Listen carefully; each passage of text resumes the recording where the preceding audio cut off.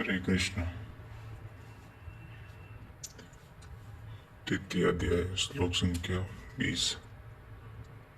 कर्म कर्मण्यो हि संसिद्धिमास्थिता जनकादय लोक संग्रमेवापि संपश्यन्ति करन्तु महर्षि। जनक माने राजा, जनक नहीं, जनक जन्मदाता को कहते हैं। योग ही जनक है जो अपने स्वरूप को जन्म देता है, प्रकट करता है। योग से संयुक्त प्रत्येक महापुरुष जनक है।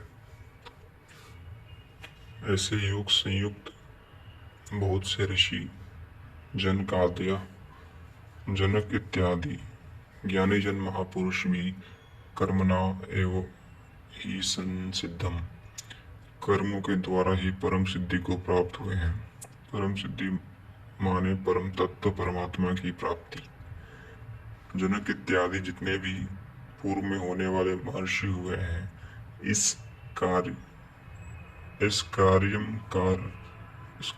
कर्म के द्वारा जो यज्ञ की प्रक्रिया है, इस कर्म को करके ही संसिद्धम परम सिद्धि को प्राप्त हुए हैं। किंतु प्राप्ति के पश्चात वे भी लोक संग्रह को देखकर कर्म करते हैं, लोक हित को चाहते हुए कर्म करते हैं। अतः तू भी प्राप्ति के लिए और प्राप्ति के पश्चात लोक नायक बनने के लिए कार्यम कर्म करने के ही योग्य है। क्यों? अभी श्री कृष्ण ने कहा था कि प्राप्ति के पश्चात महापुरुष का कर्म करने से ना कोई लाभ है और ना छोड़ने से कोई हानि ही है। फिर भी लोक संग्रह, लोक हित व्यवस्था के लिए वे भली प्रकार नियत कर्म का ही आचरण करते हैं। श्लोक संख्या 21। यद्यताचरति श्रेष्ठस्ते देवेतरो जनः स यत् प्रमाणं कुरुते लोकस्य धनुर्वर्तते। श्रेष्ठ पुरुष जो जो आचरण करता है, अन्य पुरुष भी उसके अनुसार ही करते हैं। वह महापुरुष जो कुछ प्रमाण कर देता है, संसार उसका अनुसरण करता है। पहले श्री कृष्ण ने स्वरूप में स्थित आत्मतृप्त महापुरुष के रहने पर प्रकाश डाला कि उसके लिए कर्म किए जाने से ना कोई लाभ है और ना छोड़ने से कोई हानि। फिर भी जनकादि कर्म में भली प्रकार बरतते थे।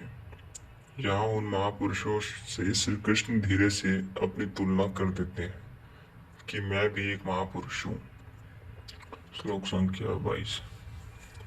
न मे पार्थास्ति कर्तव्यम त्रिषु लोकेषु किंचन नान्वाप्तमया वाप्तव्यम वर्त एवं च कर्मणि। हे पार्थ, मुझे तीनों लोकों में कोई कर्तव्य नहीं है। पीछे कह आए हैं, उस महापुरुष का समस्त भूतों में कोई कर्तव्य नहीं है। यहाँ कहते हैं तीनों लोकों में मुझे कुछ भी कर्तव्य शेष नहीं है तथा किंचन मात्र प्राप्त होने योग्य वस्तु अप्राप्त नहीं है। तब मैं भी कर्म में भली प्रकार बरतता हूँ। क्यों?